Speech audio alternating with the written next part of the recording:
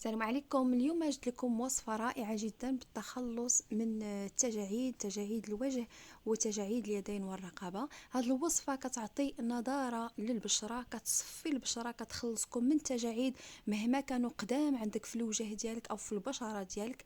هاد الوصفة هذه كتعتمد بالاساس على حليب انثى الحمار او حليب الاتان.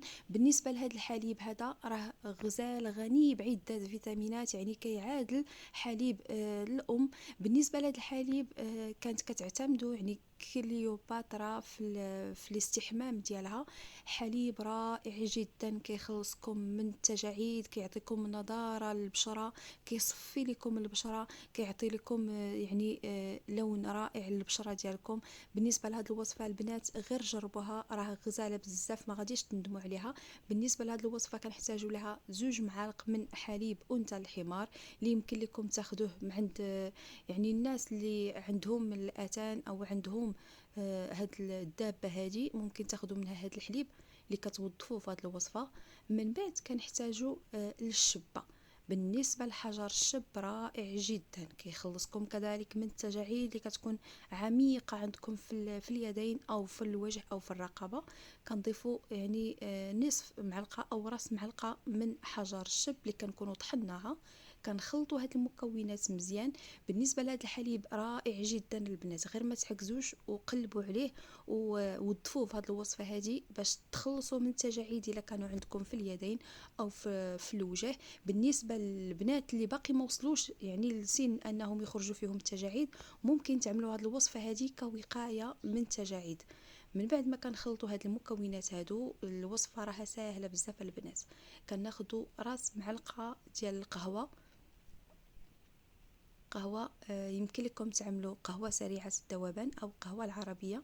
كتخلطوا هاد المكونات مزيان باش تذوب هذيك الشبة مع القهوة والحليب. وصفة اللي رائعة جدا تستحق أنكم تجربوها باش تعطيكم نضارة للبشرة وكذلك تخلصكم من التجاعيد. من بعد كنعملوا معلقة صغيرة ديال النشا. بالنسبه لهاد الوصفه او هاد الكميه اللي كنوجد معكم، كتحضروا الكميه اللي تكفيكم مره واحده.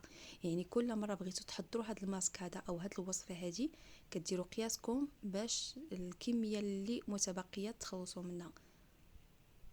بهاد الطريقه هذه حاولوا تخلطوا مزيان باش ما يبقاش لكم واحد المكون معزول على المكونات الاخرين.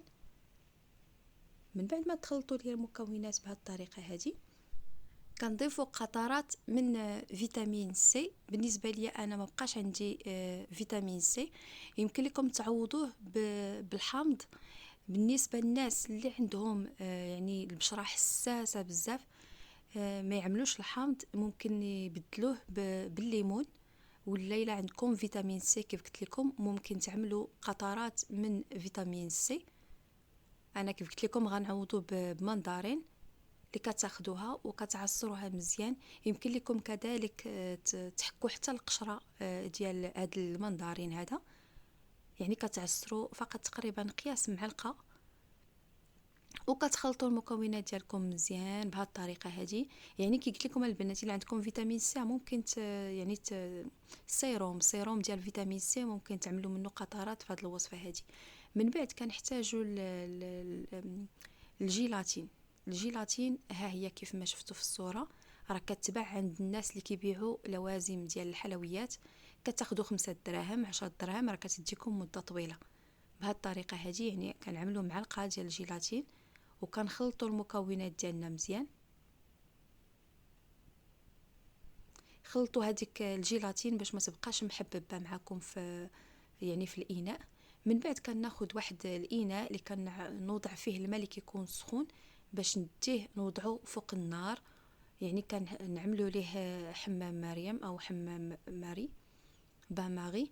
بهذه الطريقه هذه كنحركوا مزيان المكونات ديالنا حتى كيذوب هذاك الجيلاتين. كنخليو هاد الوصفه او هاد الخلطه اللي وجدنا حتى كتدفى. يعني ما كنوضعوهاش على المكان اللي عندنا فيه التجاعيد وهي سخونه باش ما كتحرقناش في البشره ديالنا. بما اننا بغينا نعملوها في الوجه ديالنا، خصها حتى كتبرد، يعني حتى كتولي دافيه، ماشي كتبرد باش ما كيبردش لينا هذاك الجيلاتين وما كنعملوهاش وهي سخونه باش ما كنحرقوش البشره ديالنا. من بعد البنات كتطبقوها على البشره اللي كتكون نقيه. ممكن تعملوا قوماج قبل البشره ديالكم، يعني طريقه القوماج كل وحده والقوماج باش كتقومي الوجه ديالها او اليدين ديالها. يعني كناخذوا سنيده والقهوه، او الا كنتو ما كتبغوش يعني شي حاجه اللي كتكون حرشه على البشره، ممكن تعملوا الكوك جوز الهند مع زيت جوز الهند، وكتعملوا بحركه دائريه كتقوميو بها البشره ديالكم، الوجه ديالكم او اليدين او الرقبه. يعني عاد كتطبقوا هاد الوصفه هذه. يعني من بعد ما كتقوميو المكان اللي بغيتو تطبقوا عليه هاد الوصفه هذه كتغسلوه، عاد كتطبقوا عليه هاد الوصفه هذه. كي قلت لكم طبقوها وهي دافيه، يعني ما تخليوهاش سخونه تحرقكم في البشره ديالكم. كتاخذوا واحد البانسو وكتطبقوها على الوجه ديالكم بهذه الطريقه هذه، وزعوها مزيان على الوجه او الرقبه او اليدين، يعني المكان اللي عندكم فيه التجاعيد. هنا راه باقا سخونه وطبقتها لكم غير على اليدين ديالي، كتخليوها حتى كتنشف. يعني عطيوها خاطر هنا باقي ما نشفتش، يعني راه كتاخذ وقت باش كانها كتنشف. من بعد ملي كتنشف كتعاودوا تطبقوا عليها طبقه واحده اخرى بحال هاد الطريقه هذه. كتخليوها حتى كتنشف، يعني ماشي بالوقت، كتخليوها حتى كتجف مزيان وكتقشر معكم، راه كتزول معكم التجاعيد. البشره كتخليها عندها واحد النضاره زوينه بزاف، كتخلي لكم واحد البياض في البشره ديالكم، كتزول لكم حتى دوك الشعيرات اللي كيكونوا رقاقين عندكم في الوجه ديالكم، ولي طاش وكذلك لي بوان نوار. يعني اي طاشه عندكم في البشره ديالكم ولا التجاعيد كما شفتوا انا اللي درتها طبقتها غير على اليدين ديالي، رجعتهم ليا صافيين، يعني مجبده البشرات اليد ديالي. كيف ما شفتوا بهذه الطريقه هذه، يعني من بعد ما كتشف معكم كتزولوها وكتغسلوا المكان اللي طبقتوا عليه الماسك، خليوه حتى كينشف، كنأكد حتى كتنشف مزيان. من بعد ما كتغسلوا البشره ديالكم كتاخذوا زيت الى عندكم فيتامين او كتطبقوه. يعني من بعد ما كتعملوا هذا الماسك هذا كتدهنوا به اليدين ديالكم او الرقبه او الوجه ديالكم.